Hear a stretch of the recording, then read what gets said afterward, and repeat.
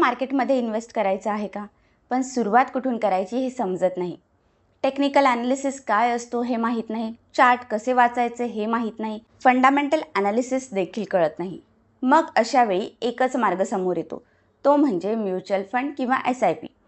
पण इथेच अनेक लोकांच्या मनात प्रश्न येतो की म्युच्युअल फंड म्हणजे नेमकं काय, SIP म्हणजे नेमकं काय आणि ह्या दोन्ही गोष्टी एकच आहेत की वेगळ्या आहेत? आज आपण या सगळ्या प्रश्नांची उत्तरं अगदी सोप्या भाषेत समजून घेणार आहोत. नमस्कार, मी स्वप्नाली आणि तुम्ही पाहत आहात फोरेस्ट वेल्थ मराठी. समजा राहुल नावाची एक व्यक्ती आहे. त्याच्याकडे दर महिन्याला 1000 रुपये सेव्ह होतात. तो विचार करतो की मार्केटमध्ये इन्व्हेस्ट करावं, पण त्याला चार्ट समजत नाही, टेक्निकल ॲनालिसिस माहीत नाही, कोणता शेअर घ्यायचा हे कळत नाही. मग त्याच्यासारख्या व्यक्तीसाठी एक स्ट्रक्चर्ड मार्ग आहे, तो म्हणजे म्युच्युअल फंड. पण इथे एक कन्फ्युजन असतं. म्युच्युअल फंड आणि SIP या दोन्ही गोष्टी एकच आहेत की वेगळ्या आहेत? तर नाही. म्युच्युअल फंड हे एक इन्व्हेस्टमेंट प्रोडक्ट आहे. जसं इन्शुरन्स हे एक प्रोडक्ट आहे, तसंच म्युच्युअल फंडसुद्धा एक प्रोडक्ट आहे. आणि SIP ही त्या म्युच्युअल फंडमध्ये इन्व्हेस्ट करण्याची एक पद्धत आहे. म्हणजेच SIP म्युच्युअल फंडमध्ये पैसे गुंतवण्याचा एक सिस्टमॅटिक मार्ग आहे. आता हे तर कळालं. यानंतर प्रश्न येतो की SIP म्हणजे काय?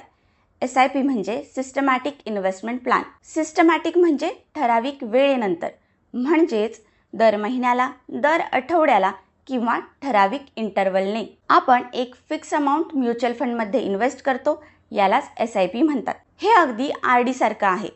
RD मध्ये आपण दर महिन्याला पैसे जमा करतो, SIP मध्ये आपण दर महिन्याला इन्व्हेस्ट करतो. फरक एवढाच आहे की RD सेव्हिंगसाठी असतं आणि SIP हे इन्व्हेस्टिंगसाठी असतं. आता SIP कसं काम करतं ते बघूया. आपण राहुलचं एक्झाम्पल पुढे घेऊ. राहुल दर महिन्याला 1000 रुपयाची SIP सुरू करतो. जानेवारीमध्ये त्याला NAV 10 रुपये भेटते, म्हणजे त्याला 100 युनिट्स मिळतात. पुढच्या महिन्यात NAV 8 झाली, म्हणजे प्राईस कमी झाली आणि त्याला जास्त युनिट्स मिळतात. तिसऱ्या महिन्यात NAV 12 झाली, म्हणजेच प्राईस वाढली, तेव्हा त्याला कमी युनिट्स मिळतात. आता इथे प्रश्न येतोय की NAV म्हणजे काय बरं? NAV म्हणजे तुम्ही निवडलेल्या फंडच्या एका युनिटची प्राईस. ती मार्केटनुसार वर खाली होत असते, जसं शेअरमध्ये प्राईस वर खाली होत असते. NAV मध्ये ही चढ उतार होत असतात. जेव्हा प्राईस कमी असते तेव्हा जास्त युनिट्स मिळतात आणि प्राईस जास्त असते तेव्हा कमी युनिट्स मिळतात. यामुळे ॲव्हरेज कॉस्ट बॅलन्स होते, म्हणजेच रुपी कॉस्ट ॲव्हरेजिंग होते. आता आपण पुन्हा राहुलच्या एक्झाम्पलकडे येऊया. राहुल SIP चालू ठेवतो, त्याचे युनिट्स दर महिन्याला जमा होत राहतात, त्यामुळं युनिट्स वाढत जातात आणि वेळही पुढे जातो. इथेच कंपाऊंडिंग काम करायला सुरुवात करतं. ग्रोथवर ग्रोथ मिळते आणि यालाच बोलतात कंपाऊंडिंग इफेक्ट. ह्याच कंपाऊंडिंगचं कॅल्क्युलेशन CAGR म्हणजेच कंपाऊंड ॲन्युअल ग्रोथ रेट हा फॉर्म्युला वापरून केलं जातं. फंड हाऊसेस रिटर्न CAGR मध्ये दाखवतात. लॉंग टर्ममध्ये कंपाऊंडिंगमुळे वेल्थ तयार होऊ शकते. आता आपल्याला SIP काय आहे हे तर कळालं, पण ही SIP सुरू करण्याचे फायदे काय ते पण बघूया. पहिला फायदा म्हणजे तुम्ही अगदी छोट्या अमाऊंटपासून सुरू करू शकता, अगदी 500 रुपयापासून सुद्धा. दुसरा फायदा म्हणजे SIP तुम्हाला डिसिप्लिन देते. दर महिन्याला अमाऊंट इन्व्हेस्ट केल्यामुळे इन्व्हेस्टमेंट हॅबिट बिल्ड होते. तिसरा फायदा म्हणजे ॲव्हरेजिंग. मार्केटमध्ये जे चढ उतार होत असतात त्यामुळे तुम्हाला एक ॲव्हरेज कॉस्ट मिळते. आणि चौथा आणि माझा आवडता फायदा म्हणजे कंपाऊंडिंग. जर तुम्ही 3 वर्षापेक्षा जास्त इन्व्हेस्टेड राहिलात तर कंपाऊंडिंगचा इफेक्ट तुम्हाला तुमच्या पोर्टफोलिओमध्ये दिसायला लागतो. लॉंग टर्म वेल्थ तयार करण्यात हे खूप मदत करतं. आता SIP कोण सुरू करू शकतं बरं?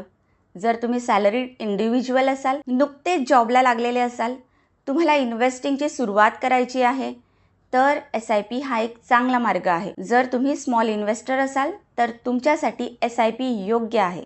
जर तुमचे लॉंग टर्म गोल्स असतील, जसं एज्युकेशन, हाऊस प्लॅनिंग किंवा इतर फायनान्शियल गोल्स, तर SIP सिस्टमॅटिक पद्धतीने त्या गोल्सकडे वाटचाल करण्यात तुमची मदत करते. तर आज आपण पाहिलं की SIP आणि म्युच्युअल फंड ह्या वेगळ्या गोष्टी आहेत.